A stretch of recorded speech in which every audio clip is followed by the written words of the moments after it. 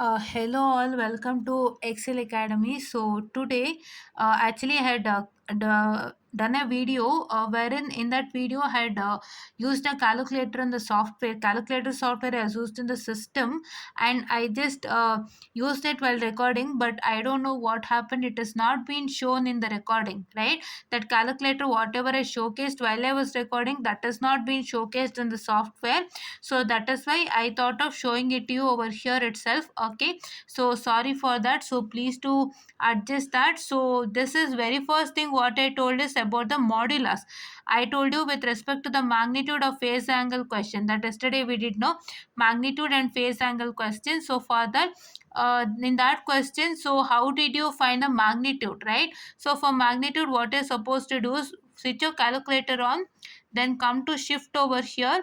After you come to shift over here, you're going to take your hypotenuse. On the top of hypotenuse only ABS. See, just a minute. See here, on the top of hypotenuse, you can see ABS. That is what is your magnitude. So click that. So you get your magnitude. See, did you get your magnitude? Yes. Yes. You got your magnitude, right? How did you get it? You have to press shift. Just a minute. I'll showcase it to re-showcase it to you again. You have to press a shift here, and your shift is pressed. Just a minute, I'll just showcase to you in a clear manner. Your shift has been pressed over here, and after your shift has been pressed over here, you have to press hypotenuse. On the top of hypotenuse only your ABS is present, so press on that. So you get it your modulus, right? Now we can substitute what? You can substitute the resultant. So that is, if you substitute a resultant as, what I can say, that is minus 2. Just a minute. Yes, now it's clear. So it is minus 2 plus 2j or 2I according to calculator. So it is 2 root 2 you get.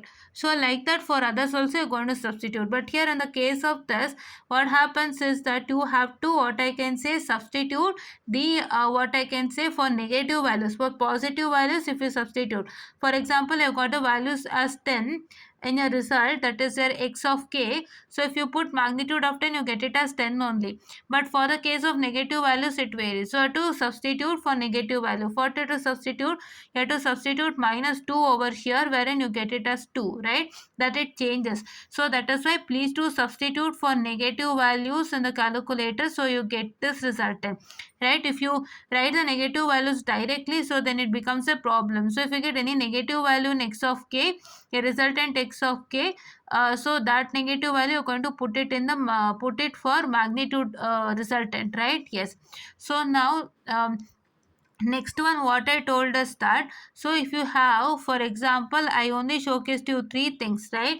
So that is three important things I showcased you now. All others I told you in the session itself. I guess you can understand by listening it, right? So here if you have, what I can say, you have 2 minus 2j. Let me take, you have 2 minus 2j. So if I multiply it into I, so then I get it as 4. So this is wrong. So what is wrong is that you, just a minute, I'll come here. Yes. So you need not to multiply, that is 2 minus 2i into I. This multiplication methodology is really wrong. So you need not to directly multiply 2 minus 2i into I. This I is whole and soul for 2 as well as I'm just a minute, students, I'm so sorry. This I is only for, not only for 2i, this I is whole and soul for 2 and this minus 2i also. So therefore that is why I have to put a bracket over here. That is what is your original procedure, is that you have to take a bracket over here. So this bracket, see, this bracket, and here also one bracket,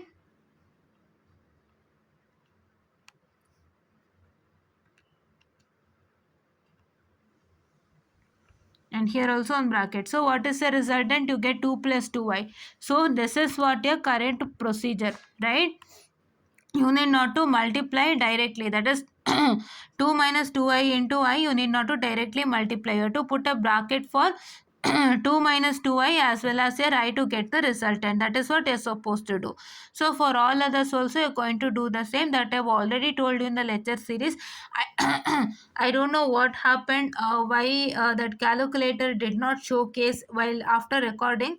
So I don't know the reason about that. So please do make sure that you at least watch this much and understand things well, so that you watch this and watch that also, so I'll get to know what I can say the connection between the two, right? And this is what is I was about to tell you people, and thank you.